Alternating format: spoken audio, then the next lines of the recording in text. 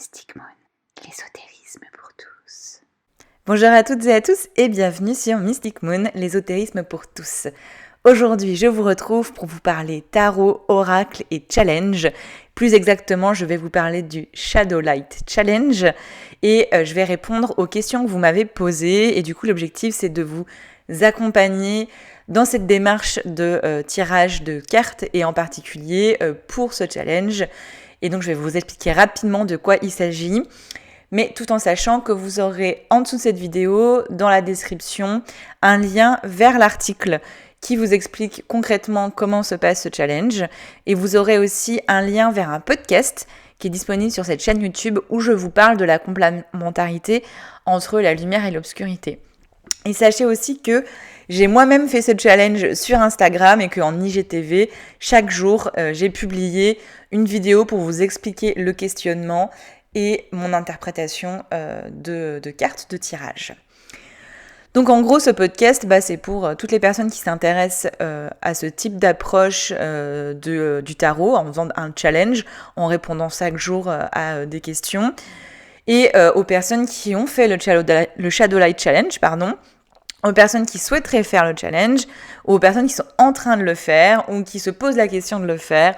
Bref, ça va permettre de répondre à pas mal de vos questions, je pense. En fait, ce podcast, il fait suite à un live que j'ai fait sur Instagram.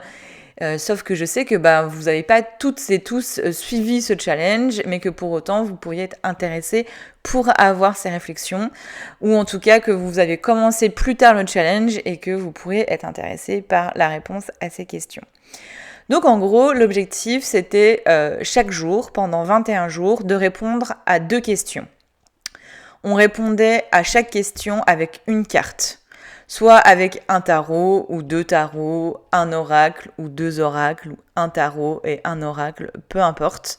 L'objectif, c'était de tirer 2 cartes chaque jour et une carte correspondant à une question. Voilà pour ça. Et chacune de ces questions ont été construites autour de la thématique de la complémentarité entre la lumière et l'obscurité, sa part d'ombre, sa part de lumière, comment ça fonctionne ensemble, comment on peut avancer. Et il y a vraiment un cheminement, un peu comme un voyage initiatique pendant les 21 jours. Voilà pour l'introduction, c'était important quand même que je vous remette un petit peu dans le contexte. Et donc là, je vais répondre aux questions qui m'avaient été posées sur ce challenge et de manière plus générale aussi sur les challenges et sur les tirages.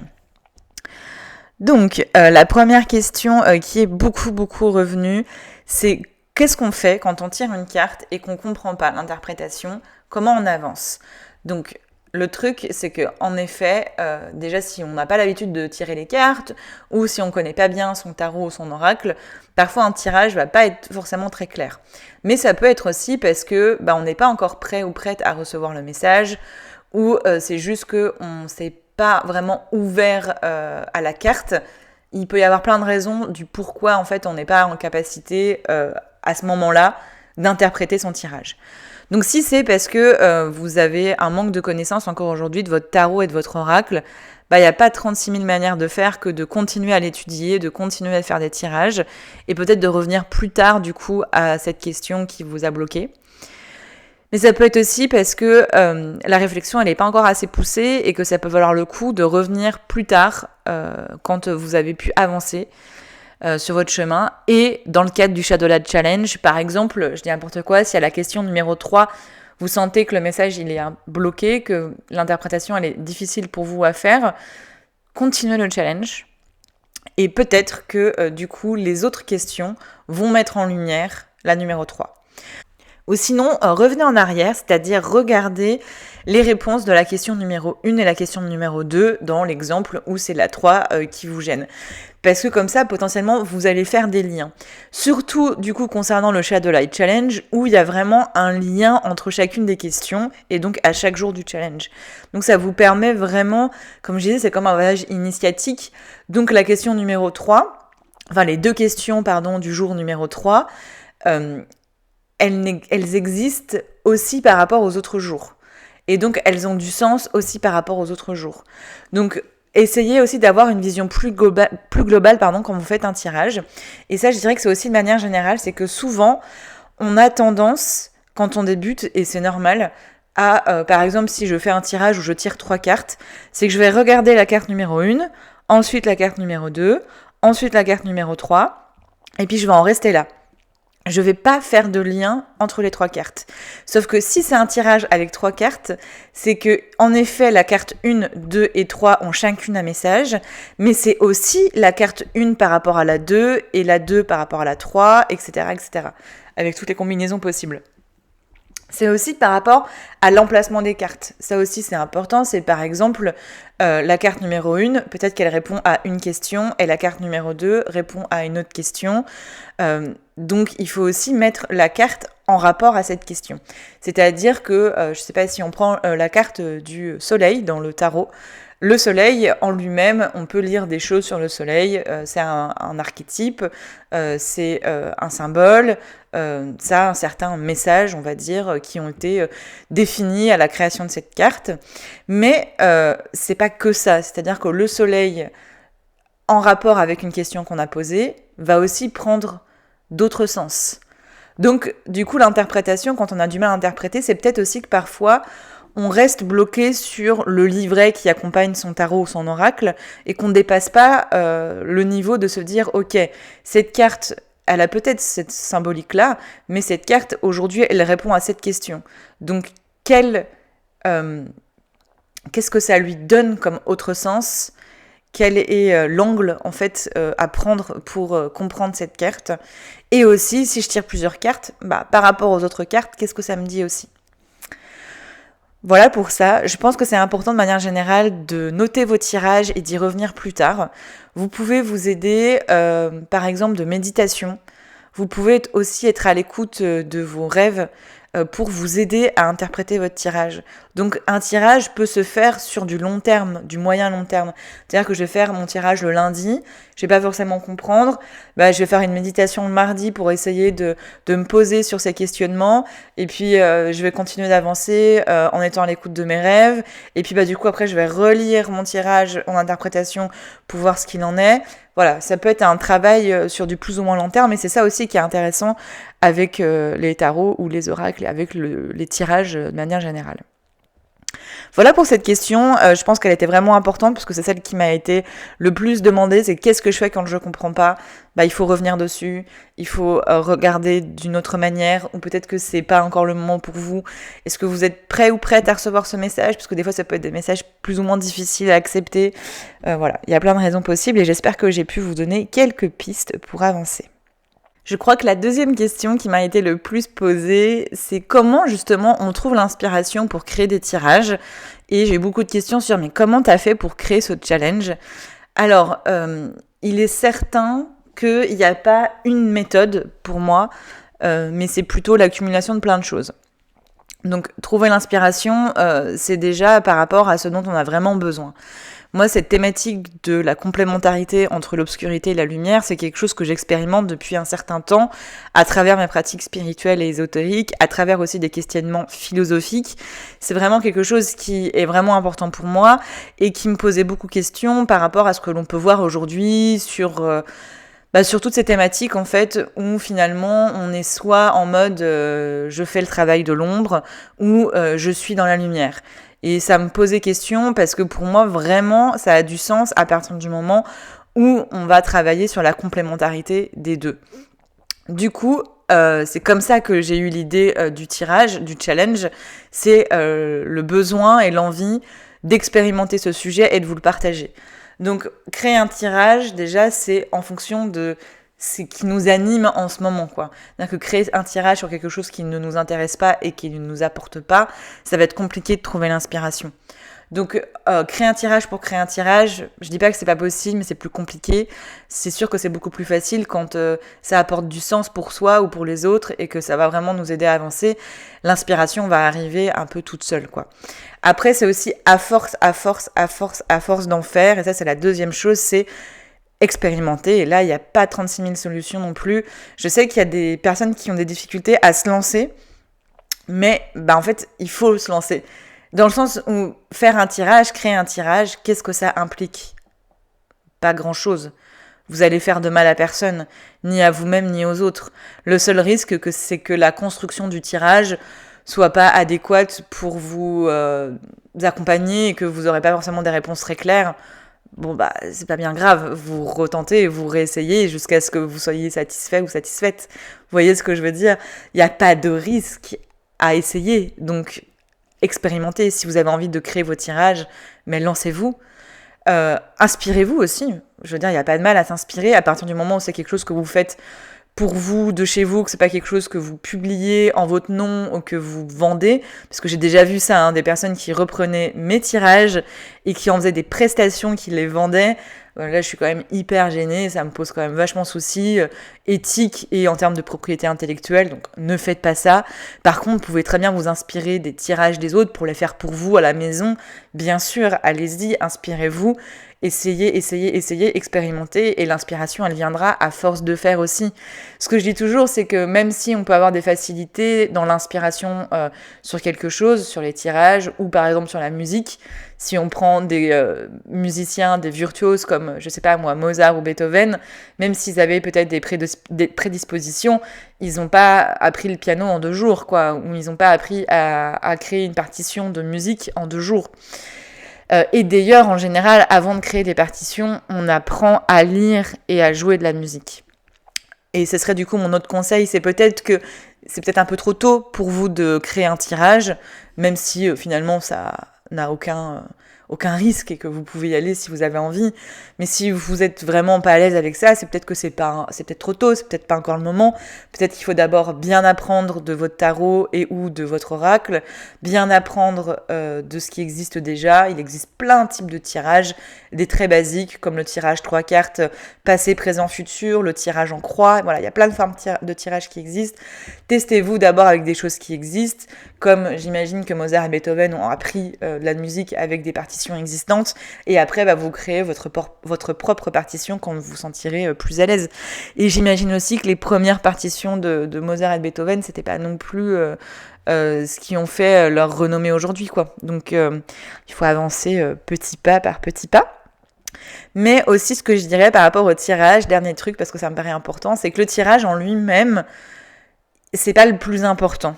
C'est-à-dire qu'en soi, on n'aurait même pas besoin de forme de tirage pour se tirer les cartes. Donc une forme de tirage, et ce dont je vous parle depuis tout à l'heure, c'est combien de cartes je vais tirer, dans quel ordre je vais les tirer, et à quoi correspond telle carte. Ouais, c'est ça.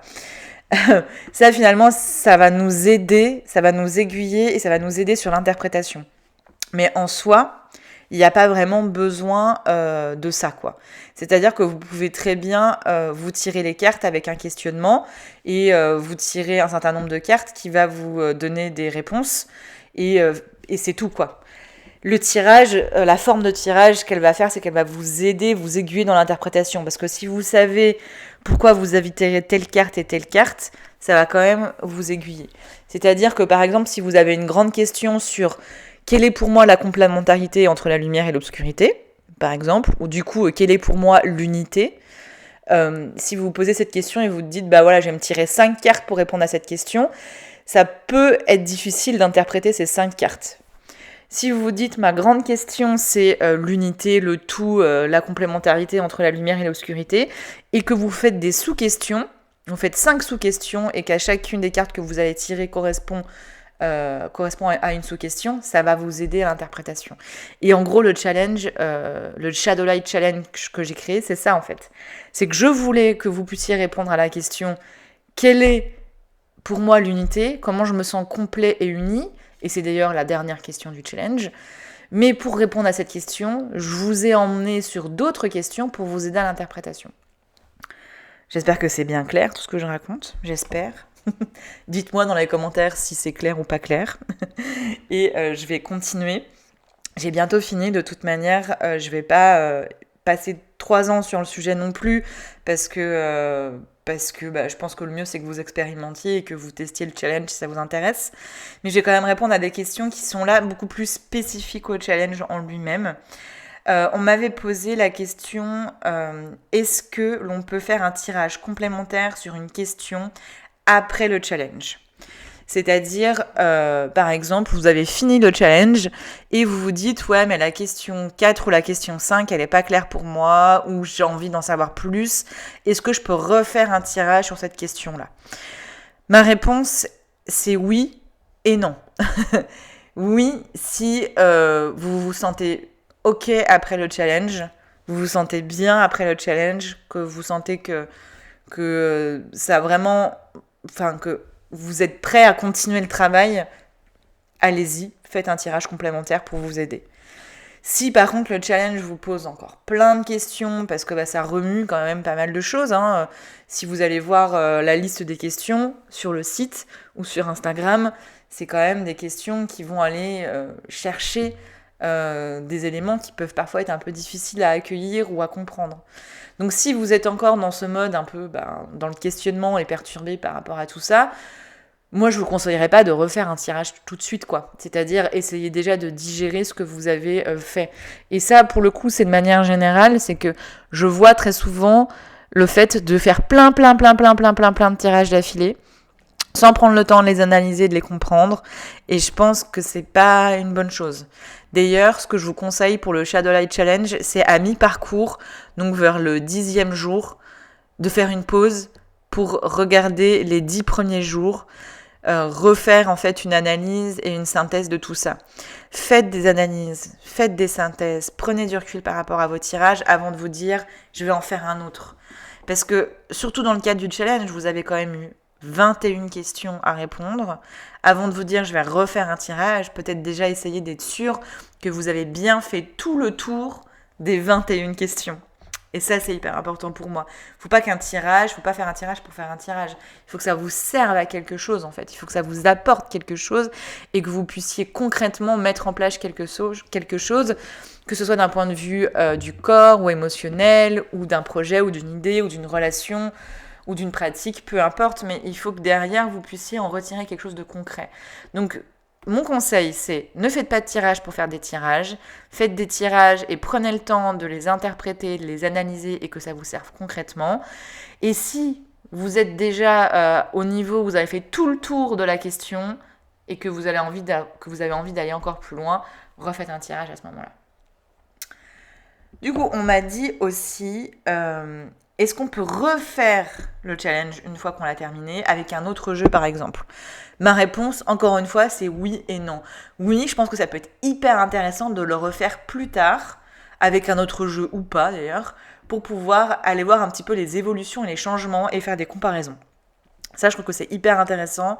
C'est des choses qu'on peut faire par exemple sur des tirages de chemin de vie, où on peut voir après un peu l'évolution et je trouve que c'est vraiment pertinent. Donc ma réponse est oui, vous pouvez tout à fait refaire une deuxième fois le challenge, mais pas une semaine après, ni 2 semaines après.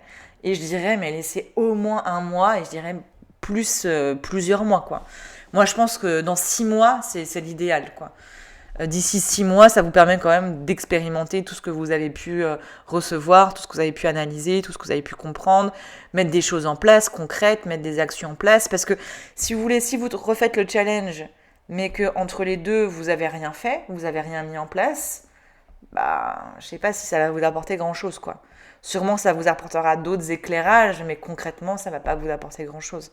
Donc, mettez-vous des choses en place concrètes, et après, voyez du coup l'évolution que ça vous apporte. On m'a posé aussi la question, comment on continue, comment on va au-delà une fois qu'on a terminé le challenge, et ça vaut aussi pour n'importe quel type de tirage, comment on avance ? Et c'est par ce que je viens de dire, par qu'est-ce que concrètement ça nous apporte. Ça pour moi c'est hyper important, c'est-à-dire que je fais pas un tirage pour faire un tirage, je fais un tirage parce que j'ai besoin je fais pas un tirage pour faire un tirage.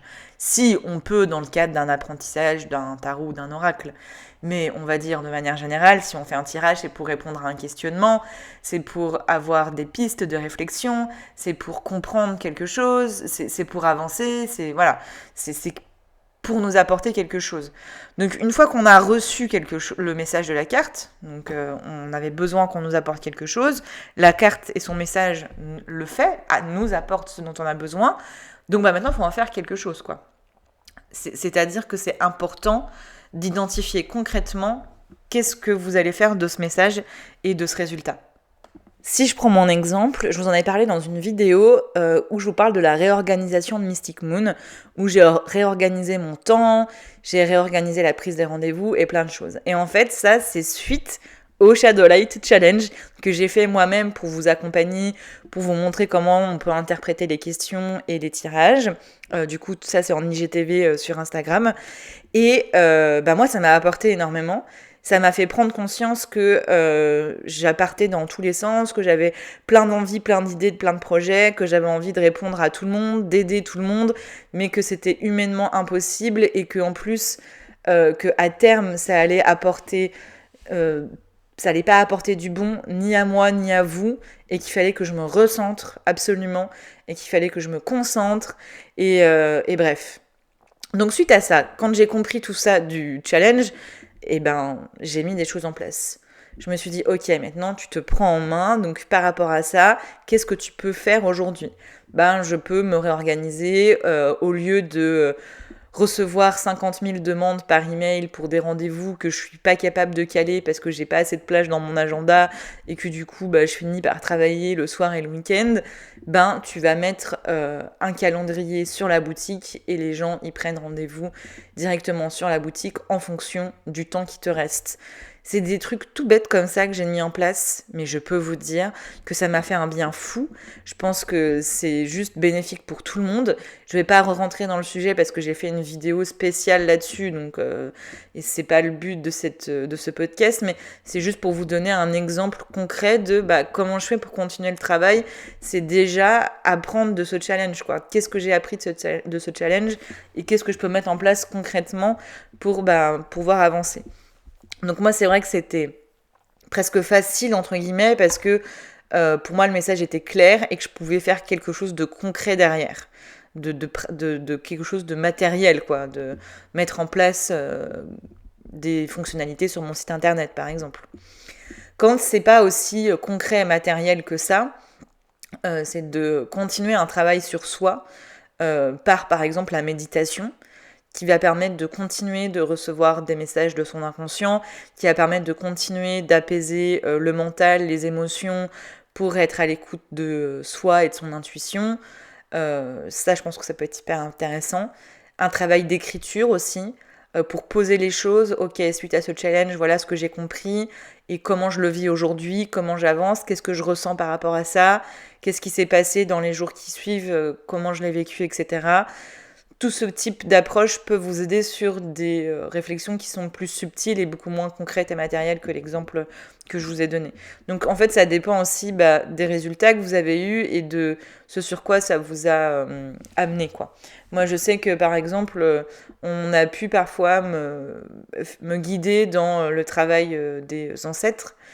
J'étais là, ouais, c'est marrant, mais vous êtes bien sympa, mais moi, j'ai pas accès à beaucoup d'informations de ma famille, comment je fais.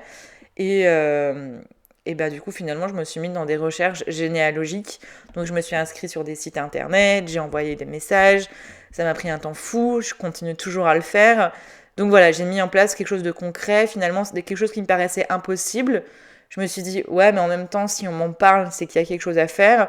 Et finalement, c'est devenu possible. Et j'ai trouvé des informations que jamais je pensais un jour pouvoir trouver. Donc aussi, dites-vous que des choses qui vous paraissent difficiles ou compliquées de prime abord, peut-être que si ça ressort dans les cartes et dans des tirages, c'est que peut-être qu'aujourd'hui c'est possible. Et juste essayer en fait. Donc voilà comment avancer, comment poursuivre, être à l'écoute de soi, écrire, poser ses émotions et agir concrètement quand c'est possible. Grosse question qui m'a été posée et c'est la dernière. C'est est-ce qu'il y aura d'autres challenges ? Et la réponse est oui. J'ai adoré faire ce travail-là avec vous. C'était passionnant. En plus, ça continue, c'est-à-dire que j'ai arrêté le challenge il y a 3 semaines maintenant, je crois. Je l'ai terminé à ce moment-là, à peu près.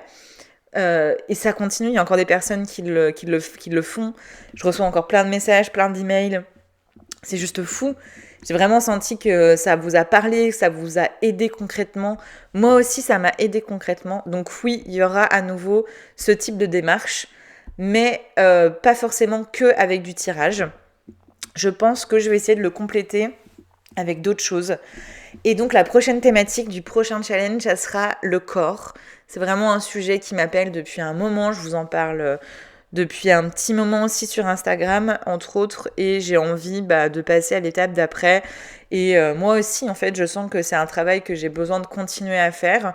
Et donc, je pense que ça va être juste parfait parce que comme c'est un besoin aussi que j'ai, ça va être beaucoup plus facile de créer du contenu et un challenge de réflexion autour de ça. Donc, ça sera un peu sous le même format où il y aura des questions et il faudra tirer un certain nombre de cartes pour répondre à ces questions. Mais en plus de ça, justement, j'ai envie de vous accompagner avec des exercices. C'est-à-dire que vous pourrez faire que les tirages, s'il n'y a que ça qui vous intéresse, mais je vous proposerai aussi des choses plus concrètes à mettre en place justement pour pouvoir vous accompagner, parce que je pense que c'est un peu ce qui a manqué dans le Shadowlight Challenge, c'est qu'en effet, une fois que vous avez fait vos tirages, ça pouvait être plus ou moins difficile d'avancer, de continuer le travail. Et donc là, je vais vous partager régulièrement pendant ce prochain challenge des éléments concrets. Et il devrait se faire au mois de juin. Voilà. Donc écoutez, je crois que je vous ai tout dit sur le sujet. Je pense que ça a permis de mieux situer le Shadowlight Challenge, comment travailler avec, comment continuer, mais aussi de manière générale sur le tirage de cartes. Donc je trouve que c'est cool parce que du coup ce podcast il peut s'adresser un peu à tout le monde. J'espère que ça vous aura plu. N'hésitez pas à me dire si vous avez fait le Shadowlight Challenge dans les commentaires. Qu'est-ce que ça vous a apporté? Comment vous l'avez vécu? Si vous comptez le faire? Pourquoi vous vous sentez pas de le faire? Enfin voilà, tous vos retours m'intéressent et m'aident à avancer et à continuer. Merci pour tout, merci pour votre soutien et pour votre écoute. Et si les contenus Mystic Moon vous intéressent, n'hésitez pas à vous abonner, à liker ce podcast et à activer la cloche des notifications. Et je vous dis à bientôt sur Mystic Moon.